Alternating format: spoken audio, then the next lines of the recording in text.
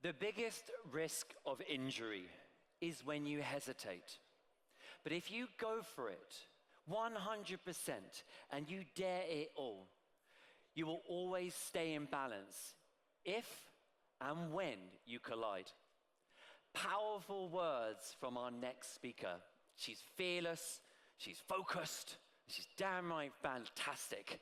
She's traveled the world, lived and worked, and had over a decade of executive global marketing positions. And she now works with her partner. Is Andreas in the house? Hi, Andreas. Get your camera ready. Your better half is coming up. This session is for all you hardworking 24/7 entrepreneurs out there, hyped up on the hustle, because tonight you'll rest easy. Our speaker has made her success through one half with partner right here of Dagsmejan, an inspired sportswear sleepwear brand that in 2021 was nominated for one of the most innovative brands of the SEF Awards, the Swiss Economic Awards, that's for. And in 2023, she was awarded Young Founder of the Year and came second in she came first in the Young Entrepreneur of the Year and second in the Founder of the Year. She has a love for cats and Sudoku, just like me. Please give a very warm welcome to our stage for Catarina Dahlin. Thank you. Thank you. Thank you, Ben, for that intro. It's a real pleasure to be here today in this group of founders and entrepreneurs, and to be able to share the Dagsmejan story. How we take from a one little idea to a global sleeper revolution. Dagsmejan started with a simple question. How come that we optimize everything that we do apart from our sleep? I would also like to start this presentation by asking you guys a question. And please raise your hand if you agree with the statement. How many in here are sleeping au naturel? Maybe a bit personal? Okay, we have a couple. How many in here are sleeping either in an old t-shirt or a cotton pajama or similar? And how many in here would say that when you do sports, you wear sportswear? So it's quite interesting to see the difference here, right? We are investing in high-performance sportswear for activities that take a couple of hours a week, or maybe just a couple of times a year. But we're not thinking about what we're wearing for 8 hours of every day for the rest of our lives, our sleepwear. And this was our one idea, to see how we can combine science and comfort in sleepwear that really helps us to sleep better. And this is an idea that we took global with customers in over 100 countries. Our starting point was sleep. So the average person will sleep 26 years of their lives. Yet a third of people say that they are experiencing sometimes sleep problems, and 70% are saying that there are problems to moderate their temperature at night. And this was really the unmet need that we found, to really support our sleep comfort, and that there was no brand out there in the intersection of science, comfort, and design. And this became our purpose and our niche. When we started with Dagsmejan, we thought that our customer would be the kind of person that starts the day with a green juice, then maybe does a bit of meditation, and then a cold plunge. But as we had started getting in the first orders, we did some old school snooping, and we took the email addresses, and we started to look at online to try to find the persons. And we realized that our customer was much broader. It was all sorts of ages, interests, careers, and so forth. And that's when it became clear to us that when you solve a universal need, like sleeping better, everyone is actually your customer. So your niche is becoming everyone. So having a niche doesn't mean that your target group is small. It just means that you have a sharp edge. And it becomes very important to really be clear on what is your USP and what is your DNA and hold on to that. We decided also to go global from day one. I think when you are addressing a niche, this really helps you as well. Because even if your segment in one market might be smaller, if you look on a global scale, it can be huge. And with e-commerce and logistics setups that are correctly adapted, you can scale and become global even from a very, very small business. We started out with a Kickstarter campaign, and 60% of our backers were from other countries than Switzerland, even before we started to run any advertising campaigns. What we also really understood, to be able to tap into this niche, is that we needed to find credibility. So we focused on how to build the data. We worked with InnoSwiss in 2 different projects, together with 2 institutions in Switzerland, HSLU and EMPA, and a professor at the Stockholm University, to really establish our physiological sleep needs. We have also worked with the ETH, we have worked with Dermatest, we have done clinic and dermatological testing as a core part of our product development, but also because this kind of science-backed data builds credibility and trust with the audience. I think a lot of founders in here can relate when I say, when we started out, we became a bit obsessed with our products. We were so excited by the research reports, the water vapor resistance, the air permeability, the square meter XYZ. And we didn't fully realize that our consumers, though they love the product, didn't necessarily want to read 5 A4 pages of research results.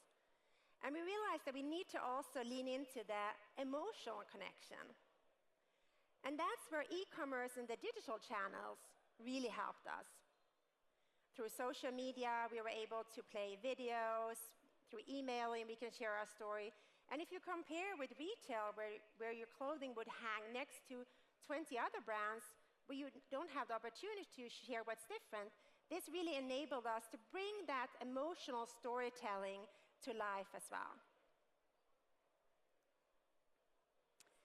As we started to scale, one of the challenges was to really stay true to the core of our DNA, and that is really science-based comfort.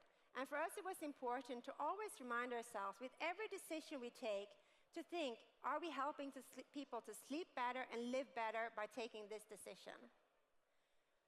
It also was a question of pivoting many, many times. We had to rebuild our whole supply chain multiple times. Because when we started, no one wanted to work with us. We were too small. We were too much focused on innovation. It meant product development. And a lot of suppliers, they just want to produce and sell you things. They don't want to be part of the innovation process. But then as we started to scale, our suppliers were not able to scale with us, so we had to pivot. We rebuilt our logistics setup multiple times, and we're still doing it. Of course, we also had to rebuild the team. You start 3-4 people, everyone is a super generalist, and now we have a lot of experts that bring a lot of expertise in their respective fields. But with that, as we scale, for us it was so important to not blur the USP, but really hang on to that and hold on to that as our guiding highlight. Another thing we noticed as we were scaling is that when we first started out, a lot of people were kind of laughing at us. And that includes some family members and some friends as well. Oh, you're going to do pajama? But it wasn't just our friends and family that sometimes found it a bit difficult to understand. Also, industry experts were laughing at us. I remember we had a meeting with a CEO of one of the biggest corporates in Switzerland for this kind of product, the former CEO of that company. And he said to us, you know, if you in 10 years reach 1 million turnover, you can be happy. This is not really what people are looking for. But then as our company was growing and we were seeing more and more sales, more and more traction, we can notice that they started to notice. And then they went from noticing us to imitating us. And as a founder, you can say, yes, imitation is the greatest form of flattery. But obviously, when a big corporate with 20 times your budget is coming after you and basically trying to duplicate your products, it is, of course, a threat as well. For us, we decided still, it is a good thing. It's showing we're on the right track. We just have to make sure that we keep moving, that we are more agile and more focused on what is making us unique. So with that, is really to deepen the moat, to not start to chase the copycats. We're now not looking at these companies to see, oh, hey, what are they doing? Should we do the same? No, we look inwards. We say, what is really our DNA? How can we lean into that further and to further build our strengths from within? And that means having the sleep science as part of every decision making. It is part also of our product portfolio. Our product portfolio is not based on fashion, it's not based on trends, it's based on our individual sleep needs. It's also the people we work with. We work with sleep experts and we work with ambassadors such as the Swiss national ice hockey team that we've been working with since 2021. In every major tournament, they are wearing Dagsmejan to boost their recovery at night. Also now in the upcoming Winter Olympics, they're all wearing Dagsmejan. The Tour de Pro cycling team, when the riders are in Tour de France or Giro d'Italia, they're all equipped with Dagsmejan as part of their recovery routine as well. And this helps also, obviously, to make us more unique and to show what is different versus these copycats. So where do we stand today? We have over 1 million products sold. We have customers in over 100 products, and we sell 80% direct to consumer. We have around 50% of our sales here in Switzerland, but huge markets for us are also the US. Well, thank you, Donald Trump. We will see if that continues. But also Germany, and like I said, a wide range of countries. And it was a real honor when the Financial Times 1000 named us actually the fastest growing startup in Switzerland in 2023. But we don't stop here because we believe the minute we stop, we're actually moving backwards. So in the next chapter is to have continuous R&D, to always innovate and always to dare to think different. And so we are also next year now already planning for some major new launches, bringing in new innovation and solving new customer needs. We're also expanding outside of sleepwear to the sleep and well-being ecosystem. That means bedding, pillows, sleep sprays, sleep socks, all of the different aspects that you might need for your holistic sleep needs. And to really have a purpose-driven growth, meaning that we are combining sustainability and innovation. And it's not, like I said, about following trends. It's really to set the new trend for what will be there for tomorrow's rest, to really support people to sleep better. So to wrap it up, I would say that at Dagsmejan, we dared to dream globally, we were building locally, and we were helping people to sleep well, and that really helped us to get to the point where we are today, making a niche a mainstream product. Thank you.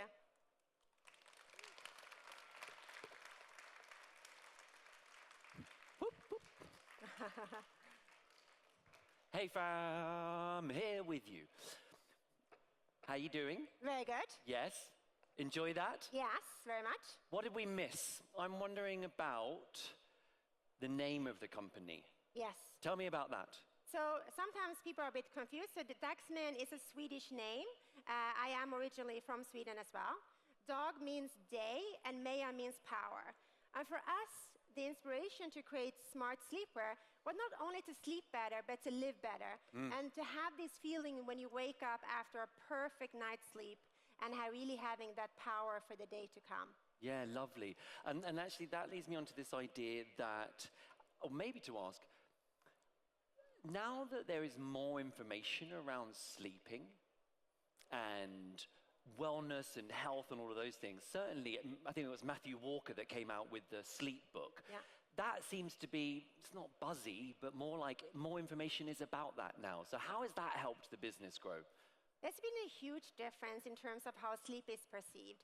It was only like 10 years ago, people were bragging about, I only sleep 3 hours, I only sleep 4 hours.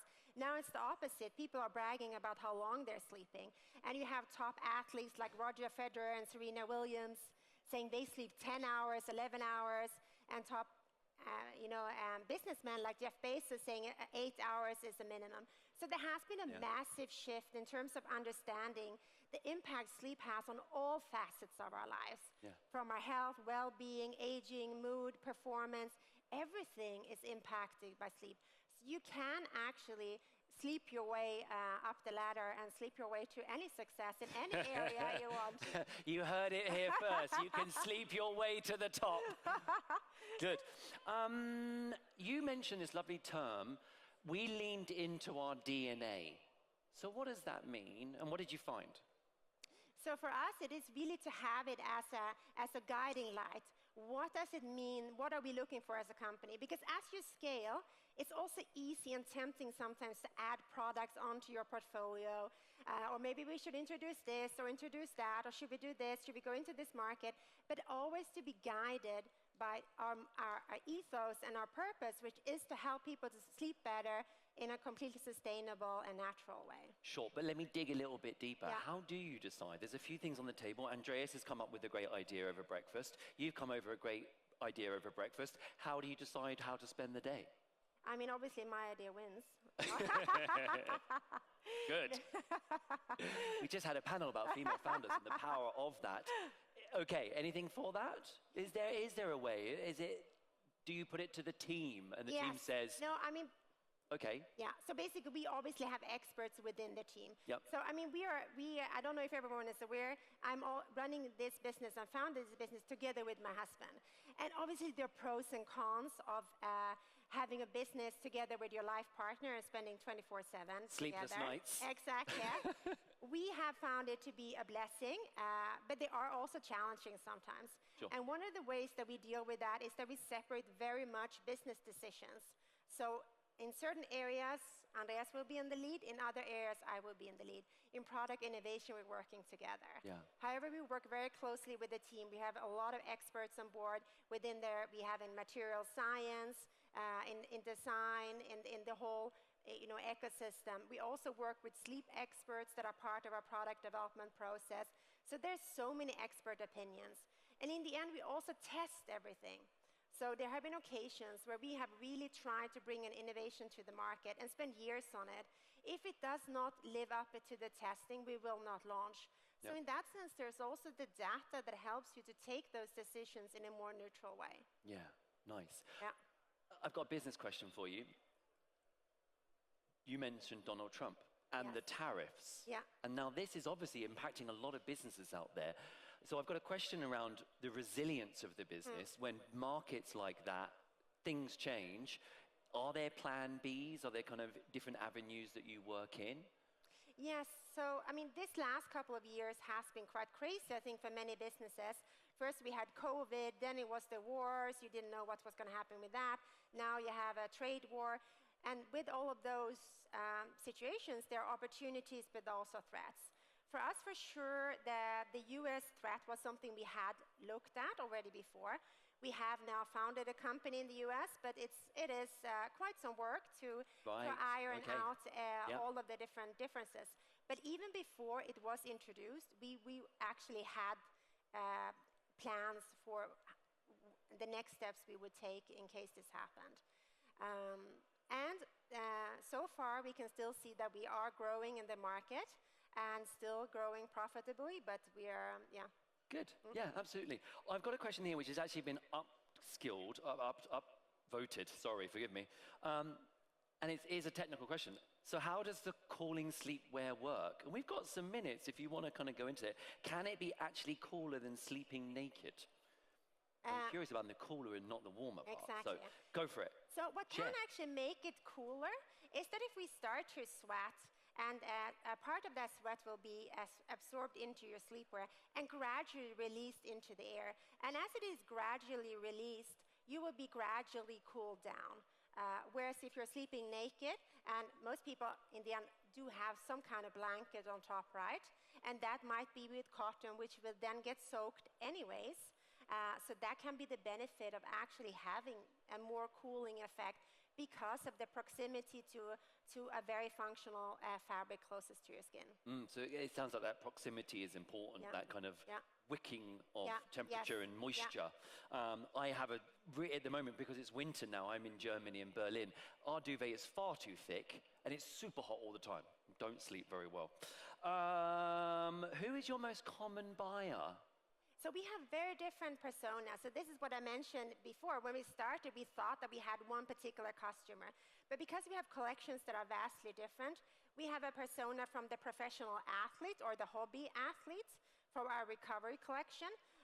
But then we also have the gift buyer. So 40% of our turnover is actually November, December.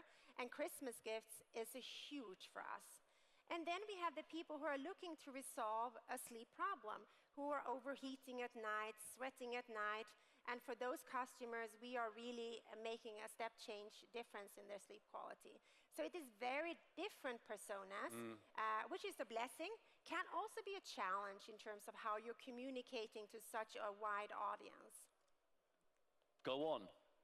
So we are working with that through very dedicated landing pages, very dedicated campaigns, where we can really have a targeted messaging based on that persona, make sure they're brought to the right pages, to the right collections, and that they are experiencing benefits and claims that are relevant to them, but that others who don't care about that don't necessarily see that communication as well. Lovely.